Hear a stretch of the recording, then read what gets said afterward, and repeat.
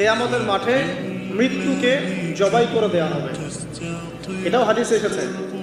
কিয়ামতের মাঠে যখন সমস্ত মানুষকে আল্লাহ পাক উঠাবেন, হিসাব নিকেশ নেওয়া হবে এবং চুল ছেঁড়া বিশ্লেষণ করা হবে, যার ব্যাপারে নবী সাল্লাল্লাহু আলাইহি ওয়াসাল্লাম বলছেন, একটা শিংওয়ালা ছাগল যদি একটা শিং ছাড়া ছাগলকে গুঁতো দিয়ে থাকে অন্যায়ভাবে, কিয়ামতের মাঠে আল্লাহ পাক ওই শিংহীন ছাগলকে শিং দিয়ে বলবেন, তুমি গুঁতা মেরে এখন প্রতিশোধ নাও। মানে বিচারটা এতটাই সূক্ষ্ম হবে।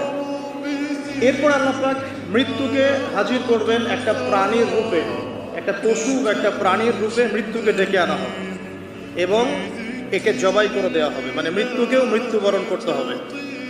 আমি কি বোঝাতে পারছি? এতে করে কি হবে, জান্নাতীদের উৎফুল্ল যে মেজাজ, যে খুশি, এটা আরো বেড়ে যাবে। কারণ তারা বুঝতে পারবে যে এরপরে আর কোনো মৃত্যু নাই, আমরা অনন্তকাল জান্নাতে